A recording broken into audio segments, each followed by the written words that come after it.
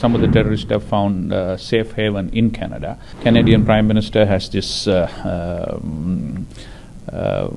way of just coming out with some outrageous allegations without any supporting proof. I'm not surprised that sometime Prime Minister Trudeau comes out with outrageous, unsubstantiated allegations. Yesterday he had gone and given a rousing welcome to somebody who have associated with the Nazis in the past on the Second World War. You met with Foreign Minister Jaishankar. If you can tell, how was the conversation? Very good to always to meet my friend Dr. Jaishankar. We just had a small conversations as to how we strengthen the Sri Lankan relationship, and also I have invited him to visit Sri Lanka for the IORA. He promised that he will try his level best to make it and to take the country forward, and the great relationship that we have, strengthen that. Sir, my always question is, there are diplomatic tensions between Canada and India that is ongoing because of Trudeau's allegation, which India has obviously rejected. What will you say on that and on India's response, since we know that Sri Lanka has too suffered from various forms of terrorism in the last decade? Yeah, we have always suffered, and some of the terrorists have found safe haven in Canada.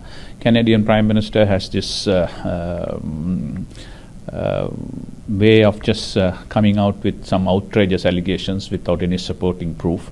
The same thing they did for Sri Lanka, a terrible total lie about saying that Sri Lanka had a genocide. Everybody knows there was no genocide in our country.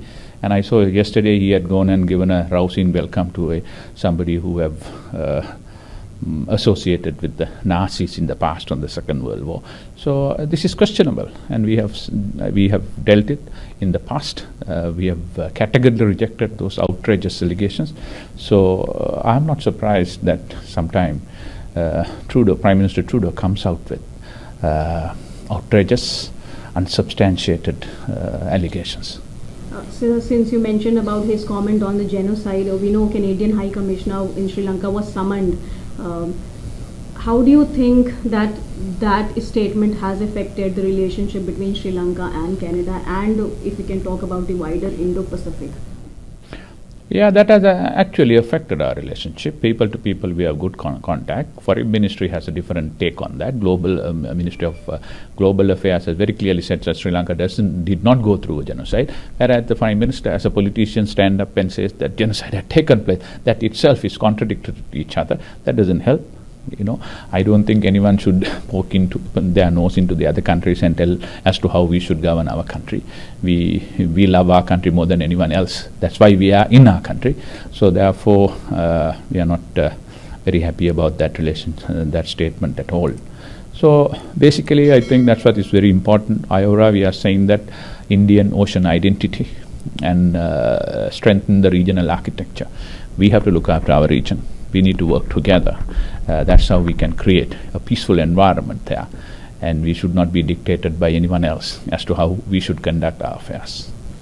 So there are reports of Chinese research vessel scheduled to be docked in Sri Lanka in October, named as Xi'an 6.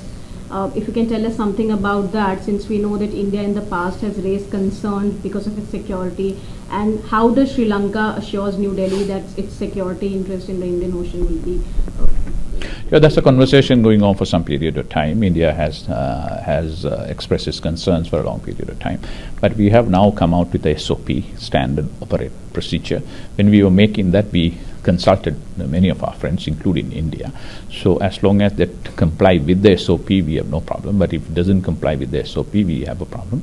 So therefore, as far as I know, we have not given the permission to come to Sri Lanka during the month of October.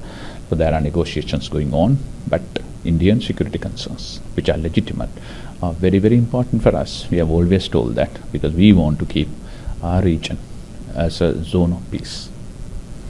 So another point of concern is the fishermen issue between India and Sri Lanka. We saw during the President's visit this year the discussion between the Prime Minister and the President, our Prime Minister telling the President that you should see this matter with a humane approach. So if you can talk about that, how is this going to resolve? It has to be human from both sides. Our fishermen also, their livelihood.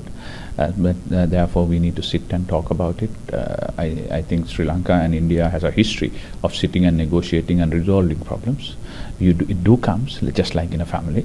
So we are very confident that if we can sit and talk about it and find a solution which is win-win, which is good for Sri Lanka, good for India, and good for our relationship. So I know tough times. We also have a lot of pressure from our fishermen, particularly from the Tamil-speaking fishermen in north and east, because that's their livelihood. But as similarly, it's also livelihood for the people in some of the fishermen in your country. So I'm sure we will sit, we'll negotiate, we'll discuss this, and find a solution which is acceptable to all.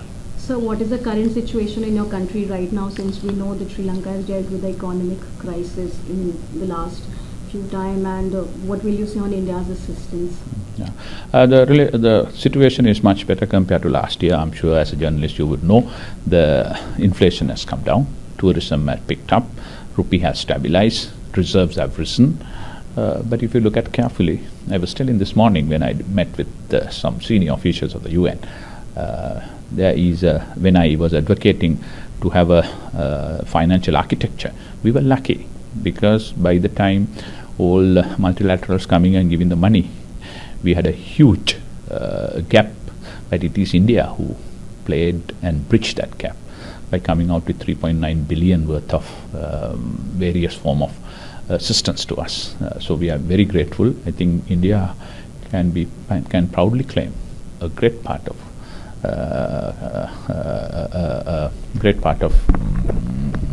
credit for what we have achieved today. So last question, in terms of trade relationship, what can we expect between the two countries? Trade is very important because we are looking at India growing, one of the fastest growing, largest economies, big economies, and India is growing, and that growth path is very important. Together with that, the region must grow. So we have seen a big opportunity here. So that's the idea. We are trying to, in electricity, renewable energy, tourism, port, shipping, connectivity. We are looking at forging closer relationship with your country. I'm sure we will be able to do that, and that will be better for both countries. And we want a good region with prosperity, peace, and harmony among all. So, as I always say, until everyone is safe, no one is safe. It's true for the region. So we want a good neighbor, prosperous neighbor. India is going that path. We want to go with them. Subscribe to Midday India. Get direct notifications on all our videos by clicking on the bell icon.